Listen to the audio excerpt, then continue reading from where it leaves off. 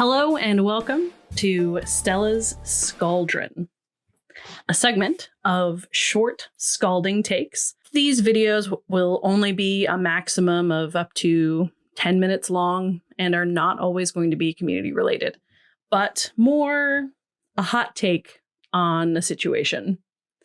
Before we begin, I'm going to add a content warning to this video. Content warning for abortion, vaccine and mask mandates, and hypothetical child death.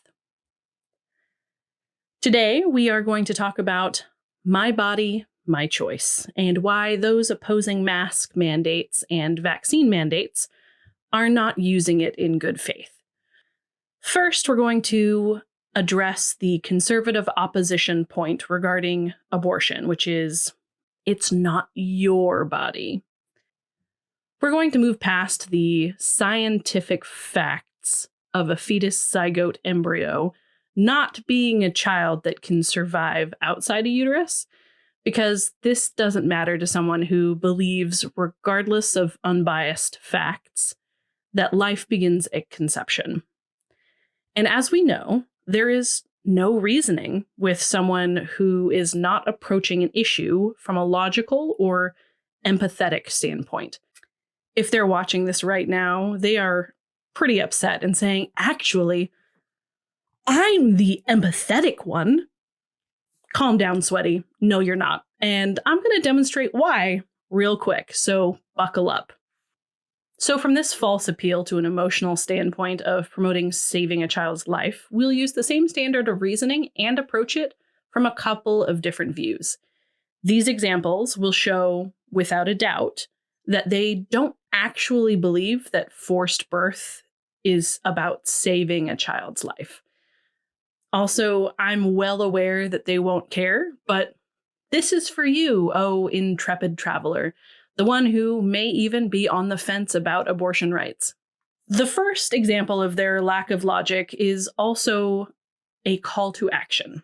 We're going to talk about organ, plasma, marrow donation.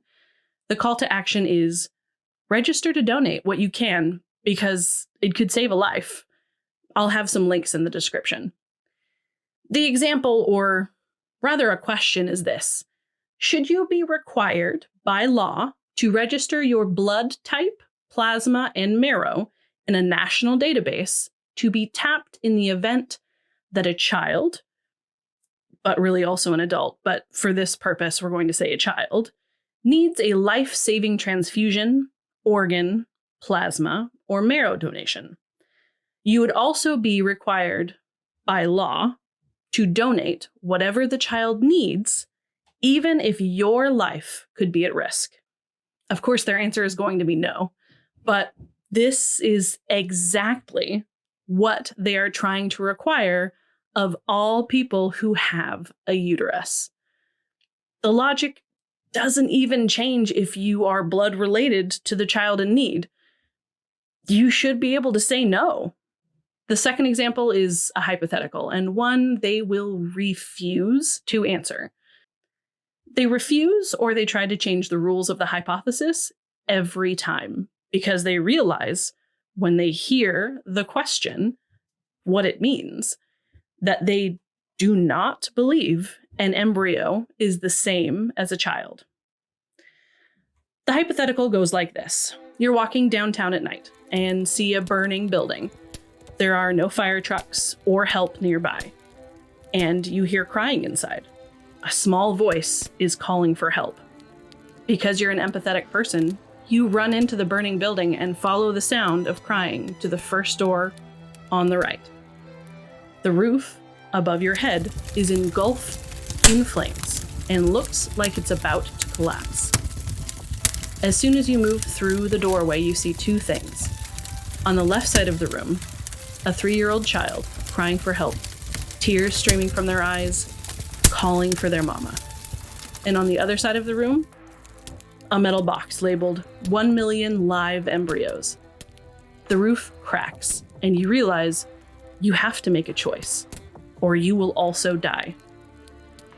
You have to choose the 3-year-old child or the box of 1 million live embryos. There is no other option. If you try to save both, all is lost. Now, we know a moral and empathetic person will pick the child, and that is exactly why the anti-choice people will either refuse to answer or insist that they have to save both or can somehow save both. Or my favorite answer so far is, I'd leave it in God's hands. They refuse to answer or try to change the rules of the hypothesis because they know on a very simple and visceral level that one child is not the same as 1 million embryos. And now they realize it. We could increase the number of embryos to 1 billion, but it doesn't matter. One live child is worth more than 1 billion embryos because they are not the same. Moving on to the anti-maskers and anti-vaxxers' use of my body, my choice. The law protecting your rights, liberty, and happiness ends when it affects another actual person. One of my favorite phrases for this is, your right to swing your arm ends at my face. What this means is when it comes to public health, legally, you have to follow the health guidelines because your choices carry the direct potential to harm or kill another person. By not masking and not vaccinating, if you have the physical ability to, you are playing Russian roulette, not just with your own life, but everyone you come into contact with. When I was at the Wenatchee, Washington Women's March just a few days ago, there were a couple of women that were counter-protesting, wearing constant, angry-looking smiles, sharp and righteous in their oppression of the people around them. I didn't take a picture, mainly because I felt sad for them. One held a sign that said, "All lives matter," and the other one held one that spoke to medical freedom.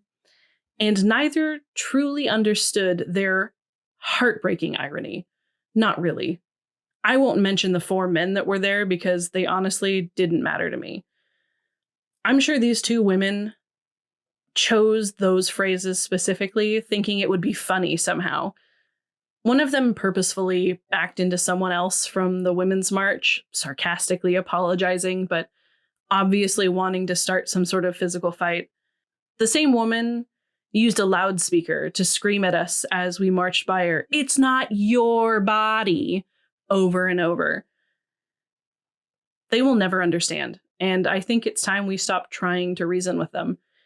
They cannot be reasoned with because, as described above, they aren't using reason, logic, or empathy.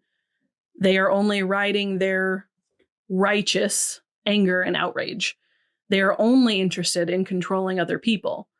They need to be ignored and treated as the burdens they are. I specifically did not take a picture of the counter-protesters because even if I did drag them and shame them, all it really does is give them some sort of validation in what they do. I mean, only 6 people showed up to counter-protest compared to around 200 for the actual protest against the Texas anti-healthcare laws. I'd say that's pretty telling where the majority lies when it comes to healthcare rights. Thanks for listening. Hit that subscribe button to stay updated with us. And any sources we've used in today's episode are below or are available on our website at progressivedevilry.com.